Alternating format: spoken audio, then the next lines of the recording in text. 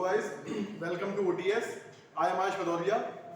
In this video, I shall be delineating you about the polity section जो कि कल CDS के exam में आया था. So उसके क्वेश्चंस किस तरीके से आए थे? I will tell you the answers and with the proper logic. Okay. First of all, the disclaimer which I should give you in polity is that कि अगर आपने लक्ष्मीकांत को पढ़ा होगा और वो भी पार्ट नंबर 1, 2, 3, 4 एंड 5 जो कि मैंने इसी चैनल पर एक वीडियो में सीडीएस से पहले बोला था कि now it's time to revise whatever you have studied and don't you miss out part number 1 to part number 5 from Laxmikanth. Okay, उसके बाहर नहीं आया है. पूरे क्वेश्चन जितने भी आए हैं 15-16 क्वेश्चन हैं आई गेस पॉलिटी के, लक्ष्मीकांत के पार्ट 1 से पार्ट 5 के बाहर नहीं गए हैं. Okay, so if you were through with Laxmikanth, polity was very naive and very easy for each and every aspirant. Actually polity के क्वेश्चंस दिए ही इसलिए गए थे कि आप अपना पेपर निकाल लें. कॉज हिस्ट्री, ज्योग्राफी वो थोड़ी सी टिपिकल आई थी, but polity was really very nice and very easy to tackle. Okay, so let's get started. मेरे पास जो है वो सी सेक्शन का क्वेश्चन पेपर है. So let's get started. Now पहला क्वेश्चन है कि लेजिस्लेटिव काउंसिल किस किस स्टेट्स में है. सिंपल थ्योरेटिकल क्वेश्चंस हैं. इसका निमोनिक जो मैंने बताया था, जाम्बुक करके निमोनिक है उसका, और उसमें से जम्मू कश्मीर को हटा दीजिएगा क्योंकि वो यूनियन टेरिटरी बन गई है. तो जितने भी ऑप्शन इसमें दे रखे थे उन सभी में लेजिस्लेटिव काउंसिल है. Okay, so option number D will be the right answer. Now next question, इनमें से किस अमेंडमेंट के तहत आर्टिकल 21 को है इनकम पास किया गया है. सो आर्टिकल 21 एजुकेशन से रिलेटेड है और वो 86 कॉन्स्टिट्यूशनल अमेंडमेंट है 2002 के तहत आया था. Okay, so option number D will be the correct answer. Now next question,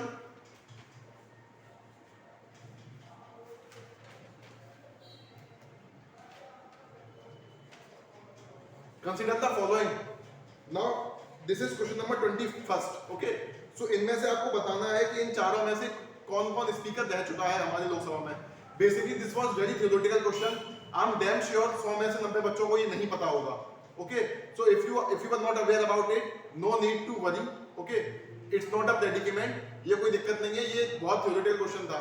okay, हालांकि इसका आंसर जो है वो these all four the speakers in Lok Sabha one at a time. Okay, now next question number 22. Schedule और उस schedule में क्या क्या दे रखा है वो बताना है आपको. Very simple question.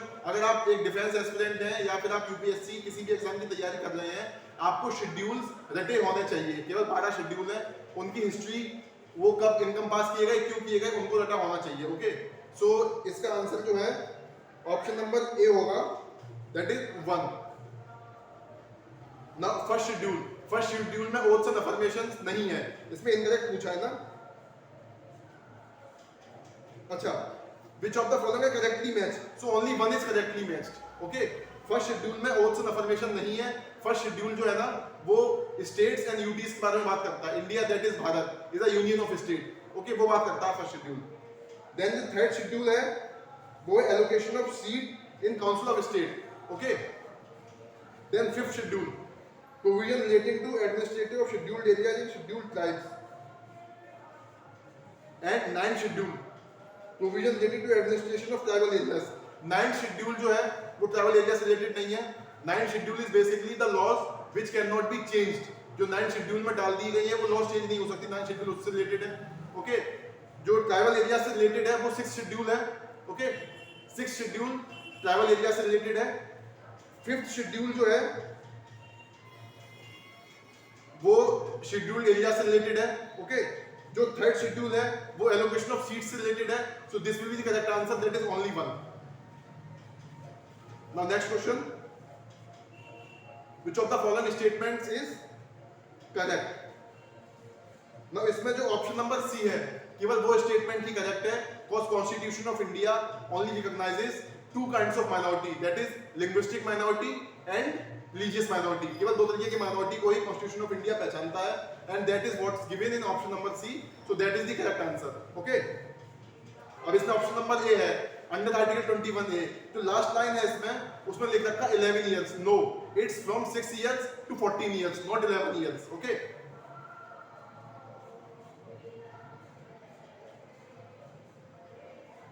ना ऑप्शन नंबर बी जो है इसमें रिलीजियस अफेयर्स वो दे रखा है आर्टिकल नंबर 26, ऐसा नहीं है।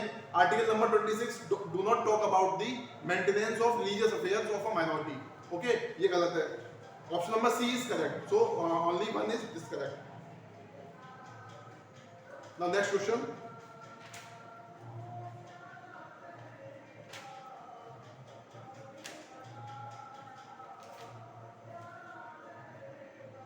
हाँ 1967 में जो अमेंडमेंट हुआ था उसके तहत कौन सी लैंग्वेज ऐड की गई थी? सी, बहुत इंपॉर्टेंट है ये जो अमेंडमेंट्स, लैंग्वेज से रिलेटेड अमेंडमेंट्स हैं, ये बहुत इंपॉर्टेंट है।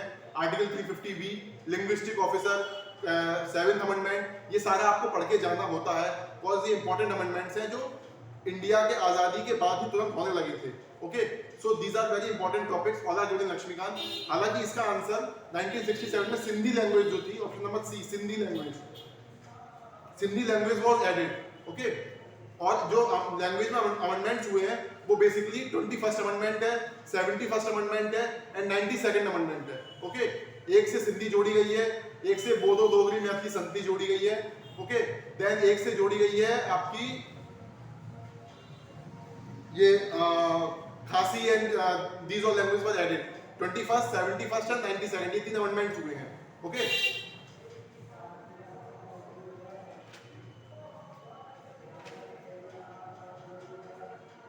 now next question is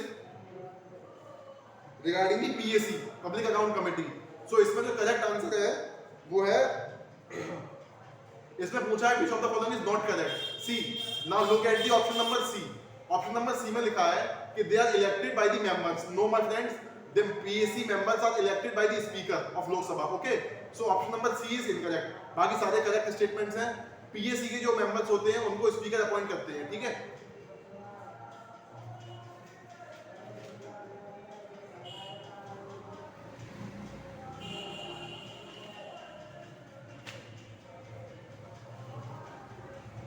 now next question is question number 83. Which of the following is not a category under which President of India nominates members of parliament? Members of parliament की nomination होती है वो किन किन categories पे होती है? Once again you should know all about this. Okay, जो यूपीएससी एस्पिरेंट्स हैं उनको पार्लियामेंट्री सिस्टम और इन सब की बेसिक्स पता होना चाहिए बिल्कुल। पॉलिटी फिर से मैं कहूंगा that was very easy. Okay, so इसमें ऑप्शन नंबर डी जो है स्टेट सर्विस, स्टेट सर्विस करके कोई भी टर्म नहीं है, in fact it is social service. Social service से रिलेटेड पर्सनैलिटीज को एमपी बनाया जाता है by president bye nomination. Okay, बाकी लिटरेचर, साइंस, आर्ट वो तो आपको पता ही है। स्टेट सर्विस नहीं होता, सोशल सर्विस होता है। Okay, now moving further, question number 87, इसमें पूछा गया है कि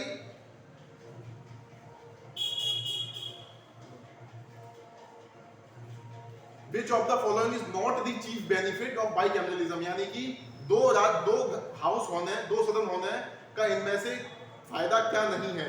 वंस अगेन नॉलेज दे रखी है, आपको लॉजिक लगाना है इस क्वेश्चन में। आपको अपना बेसिक इन्फ्लुएंस लगाना है कि लोकसभा और राज्यसभा बाइकैमरलिज्म होने के क्या फायदे हैं और क्या नहीं है, ये पता होना चाहिए आपको। ओके, सो मेरे हिसाब से इसका आंसर ऑप्शन नंबर सी है, क्योंकि बाकी तीनों चीजें साफ साफ लिखी हुई है लक्ष्मीकांत में कि these are the benefits. Option number C जो है the second chamber can act as a constitutional safeguard, ये एक्सप्लिसिटली मेंशन नहीं है। Okay, so I guess it's option number C, but ये क्वेश्चन पूरी तरीके से यूपीएससी डिस्क्रिमिनेशन पे है, सॉरी, ये पूरी तरीके से यूपीएससी की डिस्क्रिप्शन पे है कि क्या आंसर इसका वो देंगे।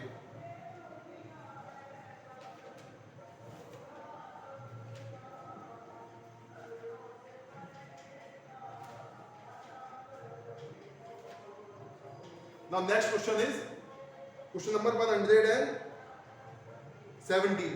Okay, इसमें पूछा गया प्रेसिडेंट रूल जो है सबसे ज्यादा कहां लगा हुआ है? अब सी, इसमें बिहार दे रखा है, पंजाब दे रखा है। अगर आप नंबर ऑफ टाइम्स पूछें, जो कि मेरे हिसाब से नंबर ऑफ टाइम्स ही पूछा गया है, तो बिहार आंसर है, बट द लॉन्गेस्ट पीरियड पूछे तो पंजाब आंसर है। तो but according to me it should be option number A, that is Bihar.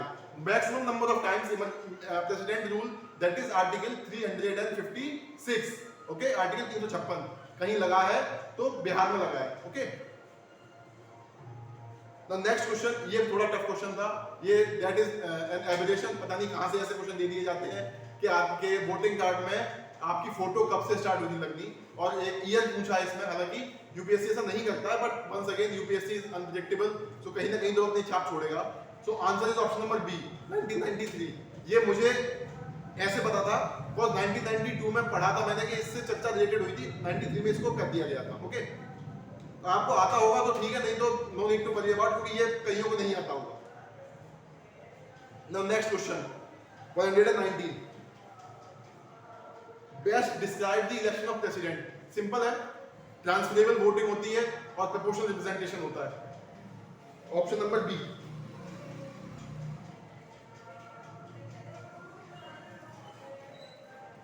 Now last question 120, money bill के बारे में पूछा है। Money bill is the favourite topic of UPSC, money bill से क्वेश्चन पूछा ही जाता है।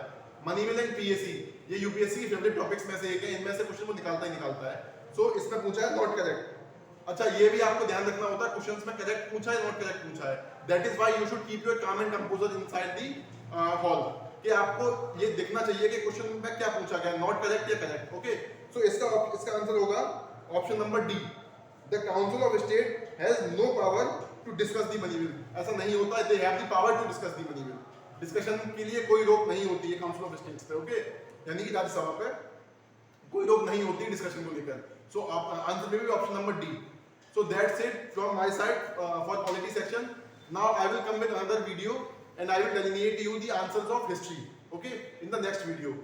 So till then, thank you very much.